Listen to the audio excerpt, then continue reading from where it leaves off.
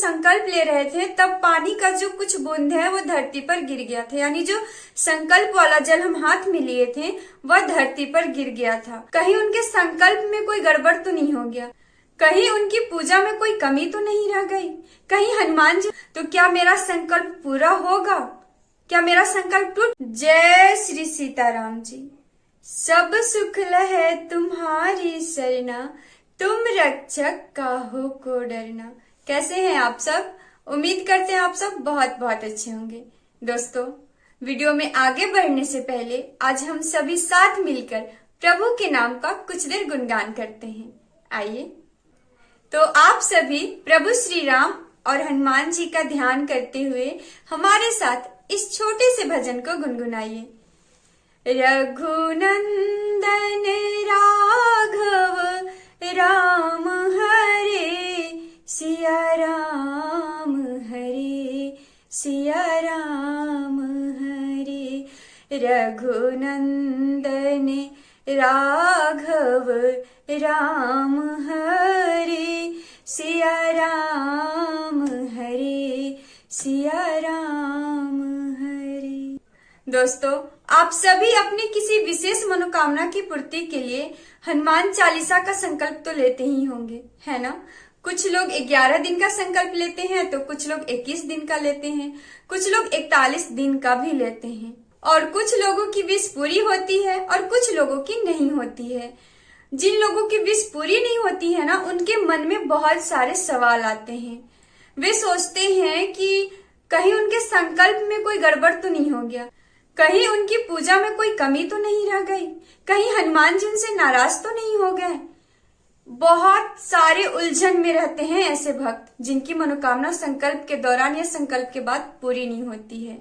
अभी भी बहुत सारे ऐसे भक्त हैं जिनका संकल्प पूरा हो गया है, फिर भी उनकी विश पूरी नहीं हो रही है। वे बहुत बार संकल्प भी ले चुके हैं एक ही विश के लिए, फिर भी उनकी विश पूरी नहीं हो रही है। तो एक भक्त का सवाल था कि दीदी, जब हम संकल्प ले रहे थे तब पानी का जो कुछ बूंद है वो धरती पर गिर गया था, यानी जो संकल्प वाला जल हम हाथ में लिए थे वह धरती पर गिर गया था। तो क्या मेरा संकल्प पूरा होगा, क्या मेरा संकल्प टूट गया, क्या हनुमान जी हमसे नाराज थे कि मेरा जो जल था वो नीचे गिर गया धरती पे। वे बहुत ज्यादा परेशान थी। तो हम सोचे कि अगर ये भक्त परेशान है तो न जाने कितने भक्त परेशान होंगे इस चीज को लेकर। ऐसे सवाल न जाने कितने भक्तों के मन में उठ रहा होगा। इसीलिए आज हम आप सभी के लिए इस टॉपिक पर वीडियो लेकर आए हैं। यह टॉपिक बहुत बहुत इम्पोर्टेंट है, क्योंकि न जाने कितने ऐसे भक्त हैं जिनके साथ ऐसा होता है और संकल्प के बाद विश पूरा नहीं होता है तो वे बहुत ज्यादा परेशान हो जाते हैं, है ना। तो आप सभी वीडियो को आखिरी तक जरूर से जरूर देखिएगा। और हाँ, आपके मन में भी अगर कोई सवाल हो तो आप हमें कमेंट करके पूछ सकते हैं। और वीडियो में आगे बढ़ने से पहले आप सभी कमेंट में जय श्री राम, जय हनुमान जी और हर हर महादेव जरूर से टाइप कीजिएगा।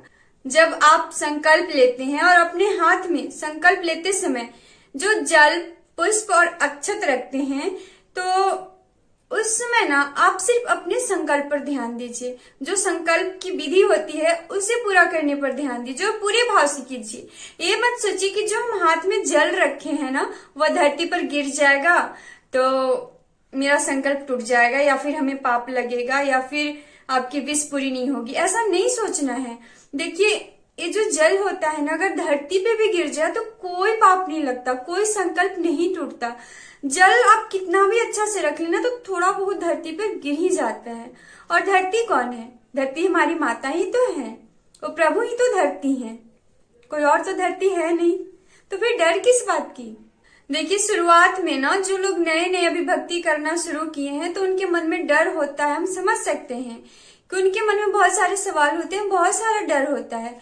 लेकिन अगर आपके मन में, आप खुद ही सोचिए, अगर आपके मन में डर है तो आप भक्ति कहाँ से ला पाएंगे।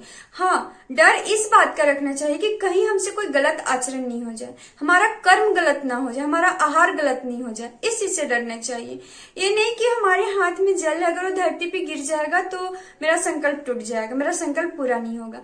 ऐसा नहीं है। धरती भी भगवान ही है, आकाश भी भगवान ही है, प्रभु कण कण में है।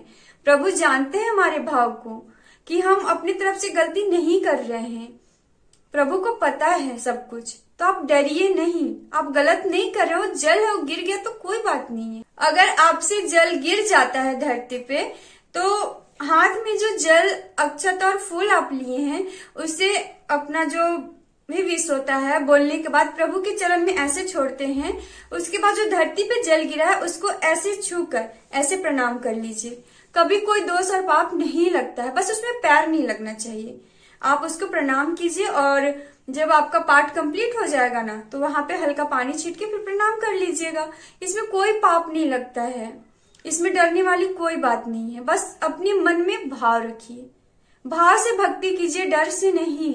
अगर आप संकल्प लेते हैं तो संकल्प के नियमों का पालन कीजिए, सही विधि से पूजा कीजिए और पूरे भाव और विश्वास के साथ कीजिए। मन में डर रखकर मत कीजिए। अगर डर मन में रहेगा ना तो भक्ति नहीं हो पाएगी, वो भाव नहीं हो पाएगा।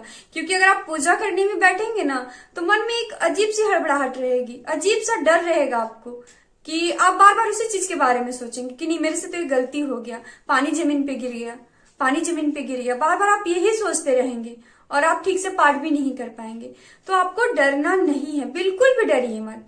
सब कुछ प्रभु जानते हैं, वे आपके भाव को देखते हैं। हाँ, नियम और परहेज रखना है संकल्प के दौरान, और हमेशा अच्छे कर्म करने हैं, अच्छे आहार लेने हैं, गलत कर्म नहीं करना है। बस इस चीज का विशेष ख्याल रखिएगा।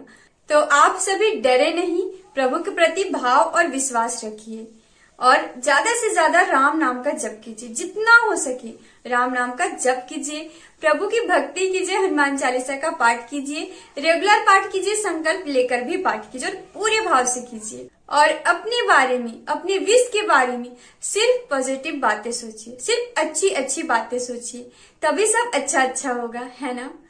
तो चलिए आज का वीडियो यहीं तक, जल्द मिलते हैं एक और नए वीडियो के साथ। आप सभी हमारे साथ मिलकर बोले सियावर रामचंद्र की जय, पवन सुत हनुमान की जय, उमापति महादेव की जय।